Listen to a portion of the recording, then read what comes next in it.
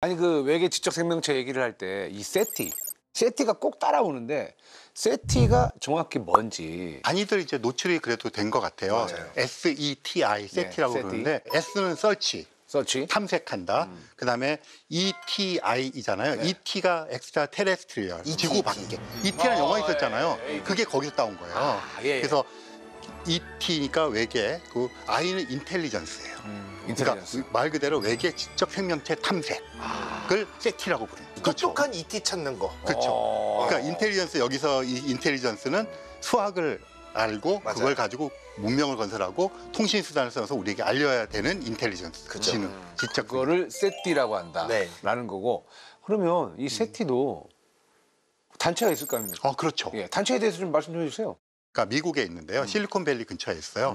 세티 연구소라는 곳이 있어요. 세티 연구소.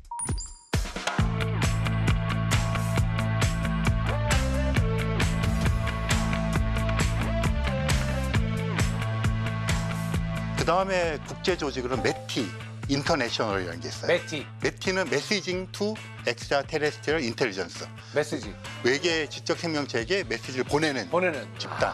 근데 그거는 세계적인 조직인데 샌프란시스코에 본부가 있고요. 더 큽니까? 메티가? 규모로 보면 더 커요. 국제적인 조직이에요. 근데 거기에 저는 이제 그 자문위원을 맡고 있고요. 그래서 그런 두 조직이 약간 학문적인 조직으로는 그 세계적인 조직이고요. 세티는 그럼 정확히 처음에 언제 어떤 과학자들이 모여서 시작한 거죠? 1960년에 그 드레이크 박사님이 그때 한 30살 정도 됐었는데 국립전파천문대 연구원이 되셨어요. 최고의 당대 과학자들, 저는 11명 정도로 알고 있는데 그 과학자들이 모여가지고 이제 이런 프로젝트를 시작을 하게 된 거죠.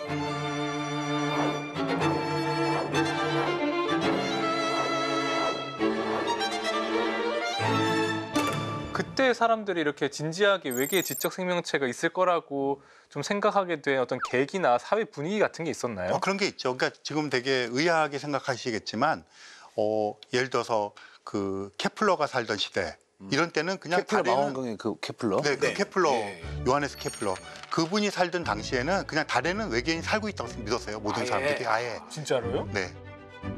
저희는 토끼가 산다고 믿었는데. 네, 그런 것처럼. 그게 굉장히 넓게 퍼져 있었고 실제로 칸트 같은 사람은 어떤 제안을 철학자 네. 시베리아 거기다가 우리가 네모, 세모 이런 거를 만들어서 불을 지르자. 그럼 달에 있는 외계인들이 그거 보고 자기네도 불을 질러서 우리에게 응답할 거다. 칸트가요? 칸트가. 지금 보면 정말 너무 얼토당토한 그러니까 그게 얘기인데 이제 어떤 사회적 분위기인데 칸트가 그 제안을 했어요. 실현되지 못했는데. 철학자가 갑자기요? 네. 그 칸트는 원래 천문학자예요. 아 그래요? 그 박사학위 논문이 그런 서무주에 대한 그런 거였어요. 이제 1950년대, 60년대가 되면 그걸 할 수 있게 되었어요. 왜냐하면 세계 2차 대전이 끝났잖아요. 그때 과학자들이 다 짐집을 당했어요. 그래서 이제 전쟁에 투입이 되었는데 그때 2차 세계대전의 대표적인 게 뭐 원자폭탄도 있지만 비행기. 비행기. 그러다 보니까 비행기를 추적해야 되잖아요. 그러니까 레이더가 필요하죠. 과학자들 다 데려다가 생물학자들, 화학자들 전부 다 전파 천문학 공부시켜가지고 전부 레이더를 다루게 한 거예요. 2차 세계대전이 끝났어요. 레이더, 그러니까 전파 안테나가 남아 돌겠죠. 이거를 학교랑 연구소에 막 줬어요. 그냥 공짜로. 그리고 학교로 이제 돌아갔는데 이 사람들이 배운 게 전파 망원경 돌리는 기술을 다 배워갖고 온 거잖아요. 그래서 전파 천문학의 1950년대, 60년대가 황금기입니다. 그렇죠.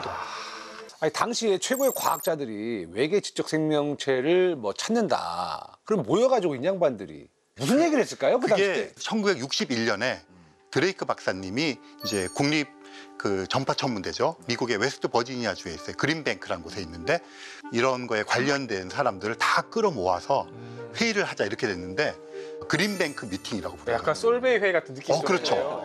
그거를 이제 하게 되었는데 드레이크 박사님이 주최 측이잖아요. 네. 근데 불러놓고 이제 어떡하지 그렇게 된 거죠. 이제 뭐를 해야 되잖아요. 모이긴 모이는데. 그래가지고 이제 제가 드레이크 박사님의 얘기다가 직접 들은 이야기인데요. 오, 만나보셨어요, 직접? 한 서너 번 만나고 뭐 같이 진짜요? 집에 가서 밥도 먹고 네. 그런 거 궁금한 걸 물어봤죠. 이제 드레이크 방정식이라는 것을 만들었는데 그게 어쨌든 대화를 이끌어 나가면 이제 뭐 초안이 필요하잖아요. 회의 진행 순서, 안건. 안건 그걸 위해서 자기가 고민하다가 그 전날 밤에 완성했대.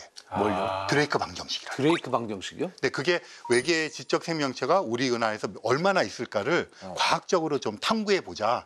안건을 만들기 위해서 그거를 만드셨다. 우리 아니, 은하예요, 우주. 우리 은하. 우리 은하 안에 있는 외계인 수가 얼마나 될까를 방정식으로 만들었다고요? 그렇죠. 이걸 딱 만들었을 때 얼마나 놀랬겠어요. 왜냐면은 아까도 이게 식이 말씀하셨듯이 되나? 엄청나게 이제 놀라운 분들을 모셔놓고 혹시 뭘 해야 되는데 외계의 문명이 어떻게 있을까 우리 은하에. 그래서 칠판에 쓰는데 방정식을 쓴다?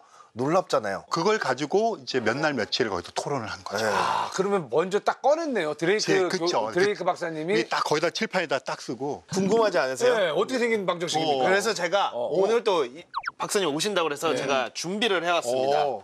그래서 이런 방정식을 아우, 칠판에 쓰죠. 벌써 머리 아프네. 이게 드레이크 방정식입니까? 이게 드레이크 방정식이라고 부르는 거예요. 저는 정말 처음 보는 문자예요. 이렇게 긴 방정식을 처음 봐요. 몇 년도산이라고요? 이게 1961년도. 61년산. 오늘 이거를 꼭 북군 형님이 다 이해를 했으면 좋겠어서 아니 나는 오늘 외계인 얘기하자고 그래도 모임절 때 갑자기 방정식으로 가네. 아니 근데 과학자분들이 그러면 어쨌거나 이 드레이크 방정식을 풀어가지고 외계 지적 생명체가 있는지 답을 찾았습니까? 그 이제 차차 우리가 얘기하겠지만 이게 아는 게 별로 없어요. 그러니까요. 그래서 사실 아무거나 말을 해도 돼요. 에? 아무거나 던져도 상관이 없는데 중요한 거는 답이 아니라 그걸 찾아나가는 과정이 중요한 거죠. 정교한 아무 말 대잔치죠. 그렇죠. 정교. 그게 딱 맞네.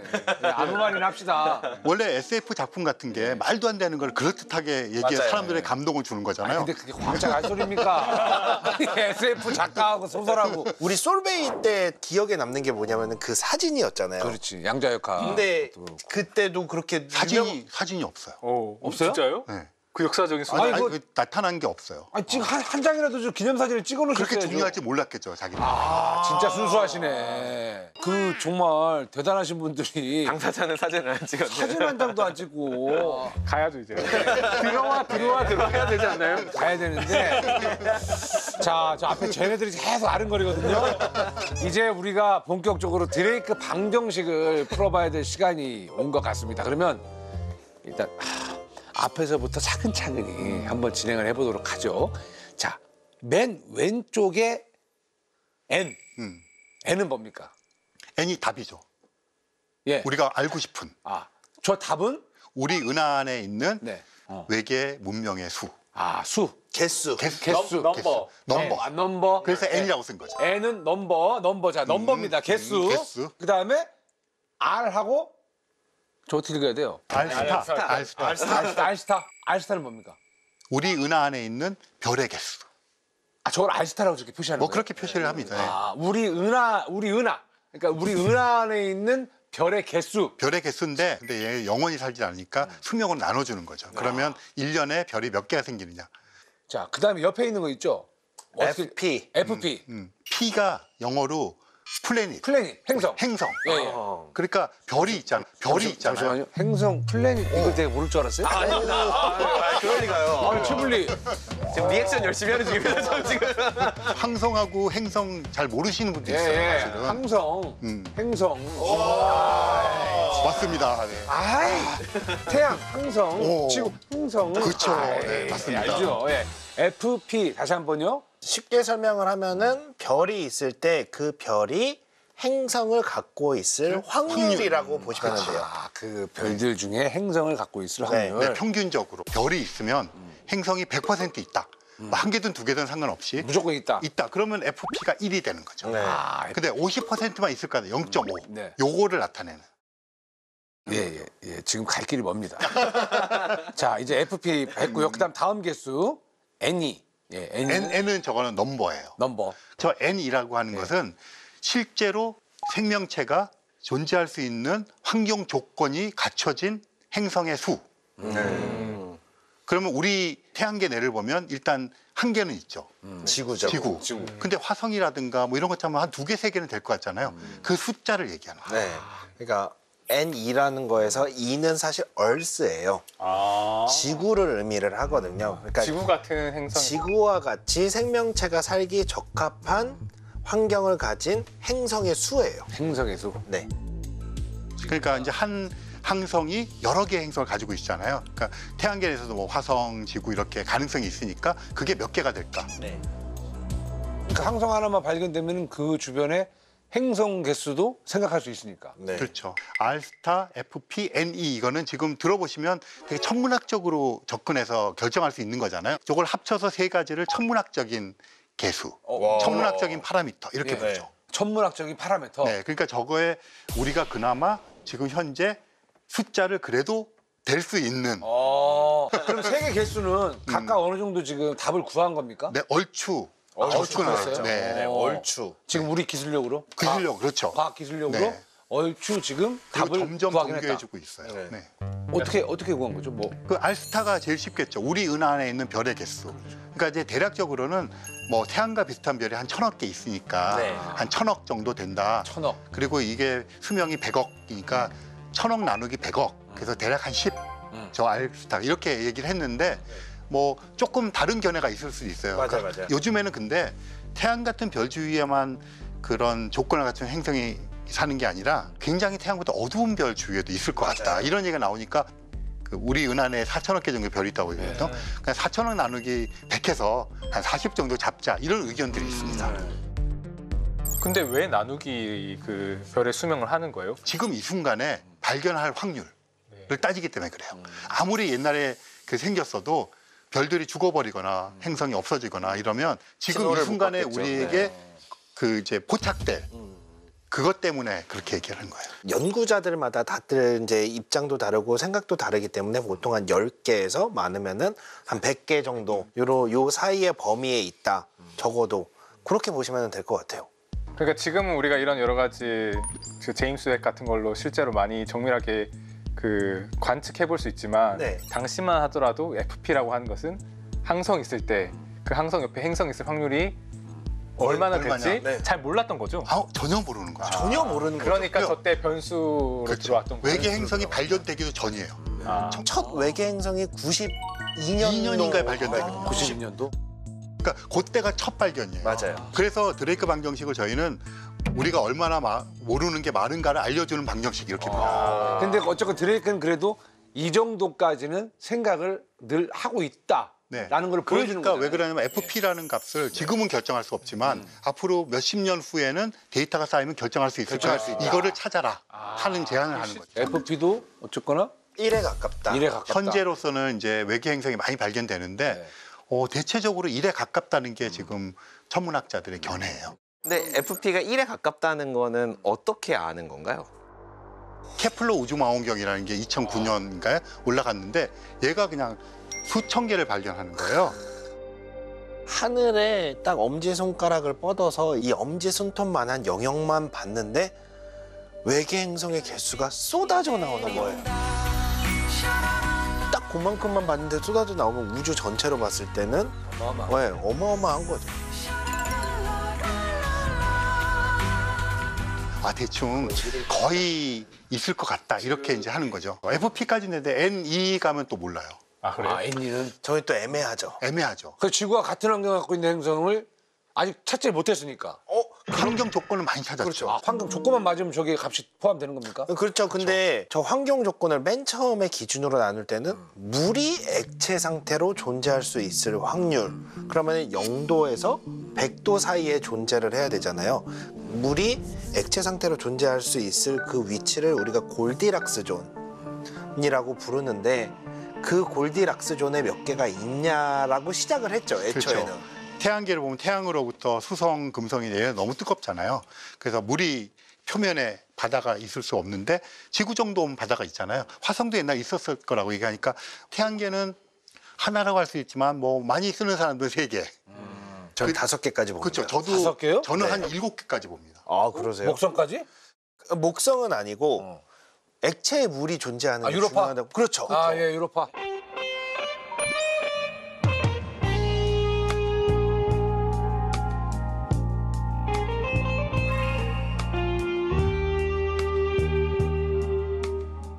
얼음 위성인 유로파도 그렇고 가니메데도 그렇고 네, 칼리스토도 그렇고 걔네가 다 들어갈 수 있고. 그러면 위성도 포함하는 거예요, 그러니까 애니가? 이 당시에는 위성을 포함 안 했는데 아. 지금 그 입장에서는 지금 말씀드린 대로 태양계에도 3개 행성에다가 유로파, 이오, 그다음에 토성의 그 위성의 엔셀라두스, 그다음에 뭐 타이탄 이런 애까지 치면 저는 한 7개까지. 그러니까 물 흔적만 보이면 그냥 일단은 생명체가 살 수 있는 환경, 조건은 된다. 태양계 안에 물이 있다라는 거를 망원경을 통해서 안 겁니까? 뭐 어떻게 한 거예요? 그 파장 때 내는 색깔들이 있어요. 그걸 갖고 이제 우리가 분광 관측을 통해서 저기에는 뭐 H2O가 있다 이런 거를 찾아내거든요. 근데 그렇게 하고 실제로 유로파 같은 데는 지금 탐사선이 직접 봤죠? 직접 가서 아예 보기도 그냥. 했고 또 지금 날아가고 있어요. 네. 더 자세히 보려고.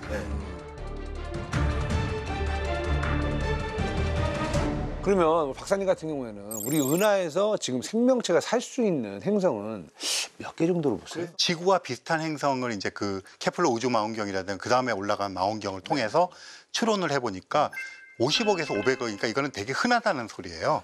그렇다면 그 정도 숫자가 지구랑 비슷한 건데 우리가 화성 뭐 그다음에 토성이나 목성에 그런 위성들까지 고려하면 저 N이란 값을 지금은 5개, 7개 이렇게 얘기하고 있지만 저는 그냥 한 10개쯤 잡아도 무난하지 10개 정도 않을까. 잡아도 된다. 보수적으로 하고 있는 거예요. 이야기한 거를 되게 보수적으로 봤을 때 우리 R스타 저거를 10으로 잡고, 10으로 잡고.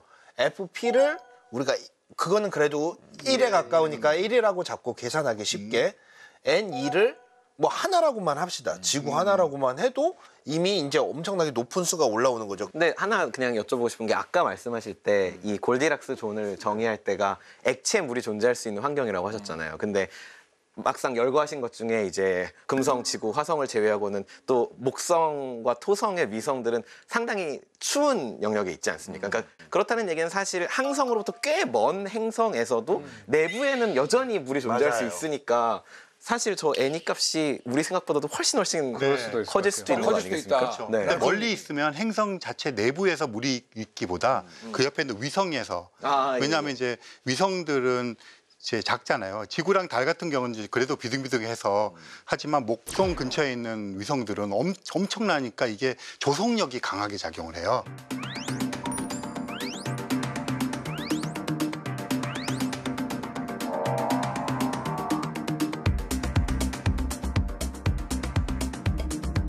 그러다 보니까 한 바퀴 돌 때마다 속이 다 뒤집히는 거죠. 그럼 이제 마찰력이 생기니까 그걸 갖고 물을 녹이는 거죠. 그래서 거기 안에 바다가 생기는 거죠.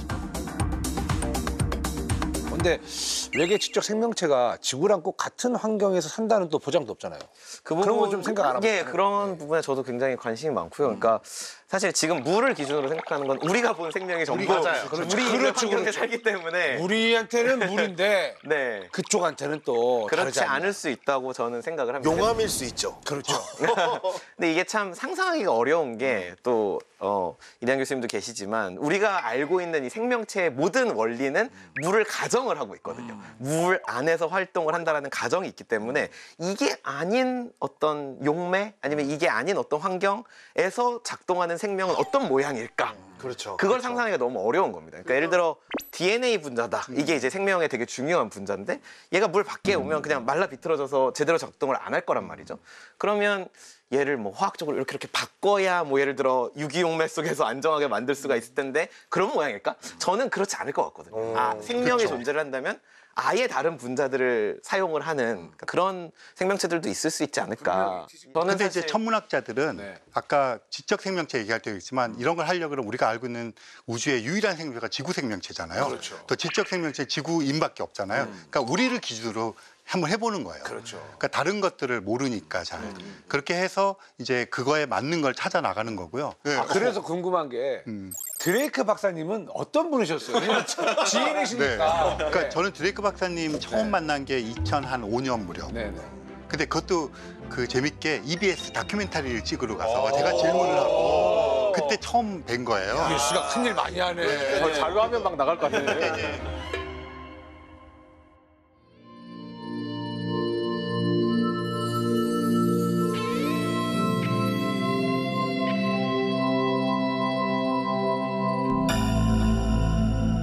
만남의 시간을 기다리면서 그들에 대한 상상도 커져만 갔습니다. 얼마나 떨어진 곳에서 살고 있는지, 그들의 모습은 또 어떻게 생겼는지. 프랭크 드레이크 박사는 우리 은하에 존재하는 외계 지성체의 수를 계산하는 공식을 만들었습니다. Mr. Reddy? I'll start with my very personal questions. Why are you going to find the message from the aliens? I believe very strongly that there are other intelligent civilizations in space that are transmitting signals that we can detect with our present-day technology. 첫 인상이 엄청 인자하신, 그리고 처음 만났는데도 이제 반겨주셨고, 네. 그런 인상이었고요. 그리고 실제로 이분이 그 전파 천문학자가 되기 전에 그 해군에서 근무를 하셨어요. 해군 장교로. 그래서 참전을 하셨어요.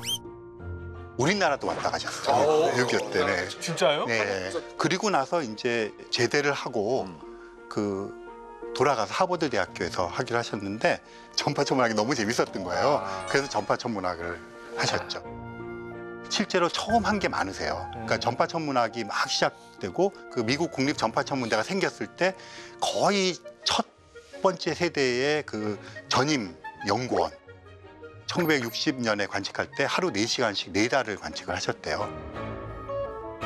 오스마 프로젝트라고 했는데 그 당시에 별 2개를 관측을 했어요. 근데 관측하자마자 지상에서 오는 신호도 아닌 것 같고 별들의 신호도 아닌 것 같은 전파 신호가 마구마구 쏟아져 들어왔대요. 그래서 놀래가지고 이렇게 쉽게 외계인을 발견하다니 그래서 너무 기뻐가지고 그러고 있는데 반나절도 안 돼서 그 근처에 있던 공군기지에서 거기 나오던 레이더였던 거예요. 외계 신호인 줄 알았더니 다른 데서 쏜 거를 이제 잡은 거예요.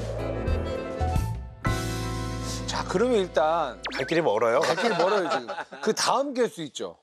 FL. FL하고 FI 2개를 묶어서 생물학적인 개수. L은 뭘까요? L. L이요? F는 프랙션 비율이고 얼씨 비율, 얼씨, L. 얼씨 비율, 얼씨. 러브? 역시 아티스트는 진짜 와 상상도 못했다. 러브.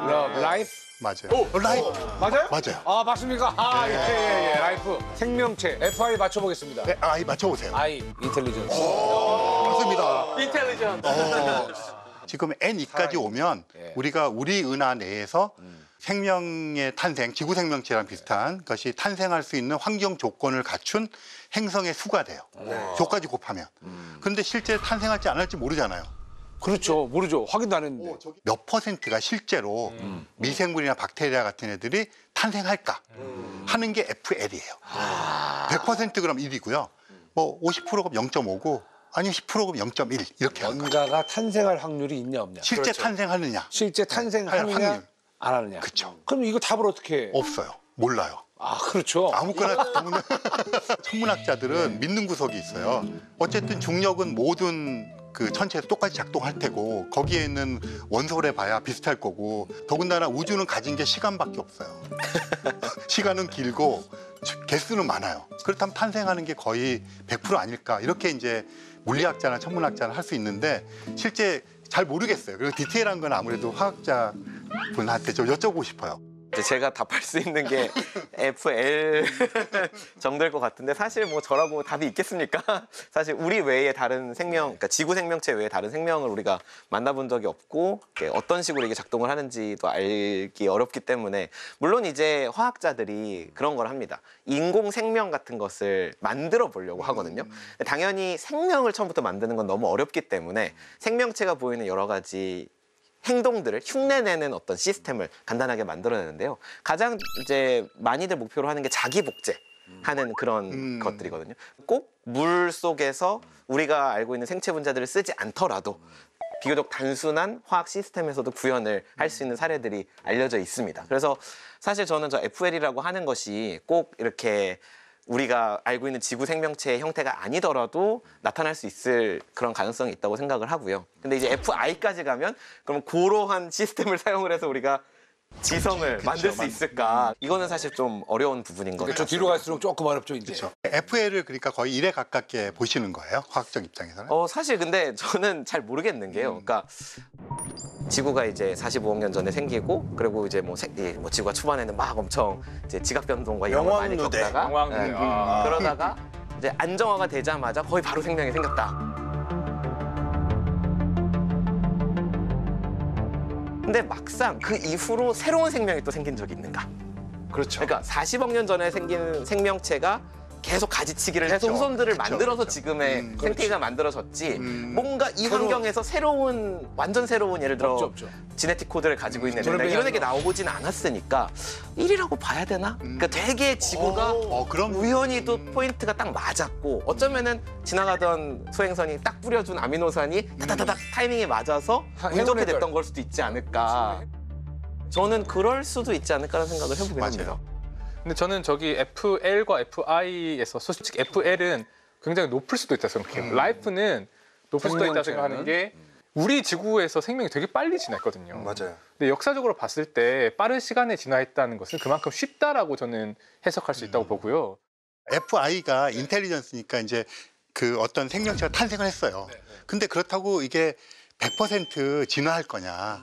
근데 그게 이제 저희는 그러니까 이제 지능적으로. 근데 천문학자나 물리학자들은 그냥 조건만 갖춰야 되고 그냥 우리 숫자도 많고 시간도 많으니까 그냥 될 거야라고 생각을 하는 경향이 있어요. 근데 그 어쨌든 생물학을 하시니까 진화 이론 같은 데서 보면 다윈의 자연 선택 같은 게 있잖아요. 그러면 그게 되게 보편적인 그런 원리일 텐데 네. 그런 게 우주에서도 지구가 아니라 우주 전체적인 다윈의 법칙이 성립할 것인가? 그런 게 되게 궁금해요, 사실은. 저는 이 부분에 대해서는 다른 은하에도 성립할 거라고 저는 보거든요. 그 원리가 복잡한 원리나 특수한 상황에서 작동하는 원리가 아니라 그냥 환경에 더 잘 적응한 애. 저도 그러니까 더 공감합니다. 적합한 애가 더 잘 살아남는다. 이거는 오히려 거꾸로 환경에 덜 적합한 애가, 환경에 부적합한 애가 더 잘 살아남는 행성을 상상하기가 힘들죠. 진화 생물학을 하는 제 입장에서는 그 자연 선택에 기반한 진화 이론이라고 하는 것은 어느 우주에서나 보편적으로 작용할 거라고 봅니다. 저는 이게 되게 궁금한 게 FI에서 요 FI는 지적 능력이 있는 것까지 얘기를 하는 건데 그러면 개미 같은 애들 네. 그런 건 지적이라고 얘기할 수 있나요? 굉장히 지적이죠. 지적. 네. 그 개미 집 만들고 군단 생활하고 뭐 그러니까 벌도 마찬가지. 그런 면에서 보면 FI도 되게 높게 평가할 수 있지 않을까? 그러면 FI는 그냥 지적 꽤 능력, 발달된 생물학적인 발달된 지능, 예를 들면 그쵸. 뭐 개미나 개미, 뭐 돌고래, 문어, 문어 이런 애들까지 포함하는 거네요. 그쵸. 그러면 높을 것 같아요. 저는 이 방정식을 지금 처음 봅니다. 뭐 저도 지금 텔레비전으로 보고 계시는 우리 시청자분들과 똑같은 입장인데 근데 오늘 또 얘기를 들어보니까 이런 생각을 해요. 저 곱하기를 다 빼더라도 지적 생명체의 그 조건, 인간의 기준에서는 어쨌거나 항성이 필요하고 그리고 행성이 필요하고 그다음에 지구와 같은 조건을 갖고 있어야 되고 생명. 생명이 만들어질 수 있는 기준이 되냐 그리고 그 생명이 만들어진 그 생명체는 지능이 있냐 라는 거를 어떻게 보면 세부적으로 하나씩 보게 되는 거예요. 그렇죠. 그럼 어떻게 보면 이 방정식을 내가 굳이 답을 몰라도 그렇죠. 값을 몰라도 저것들만 보면 이 지적 생명체가 적어도 이 지구인들과 같은 환경에서 어떻게 보면 이제 생성이 되려면 이러한 조건들을 갖춰야 된다라는 거를 어떻게 보면 공부를 좀 한 거예요. 드레이크 박사님께서 지금 환생하신 줄 알았어. 그래요? 지금 드레이크 박사님 오신 줄 알았어요. 그래요? 자, 이제 다음 개수를 보도록 하겠습니다. 처음에 세 가지 개수를 천문학적 개수라고 했고 네. FL, FI는 이제 생물학적인 생물학적인 개수. 개수. 그럼 이제 생물학적 개수 끝났고 끝났죠. 그다음에 무슨 개수로 넘어가는 요거를 거예요? 사회학적 개수. 사회학적 개수. 네. 자, 다음 개수 제가 맞춰봅니다. 항성, 행성 필요하고 지구와 같은 환경 그리고 살아 있어야 되고 지능이 있어야 되고 그렇게 된다면 결국엔 컨택. 굉장히 아니에요? 비슷했어요. 커넥트. 비슷했어요. 아니요? 컨택. 원래 드레이크 박사님은 이제 커뮤니케이션으로 하셨는데 커뮤니케이션, 예. 그 다음에 사람들이 콘택트, 커넥트, 시빌라이제이션 그렇죠? 다 섞어서 써요.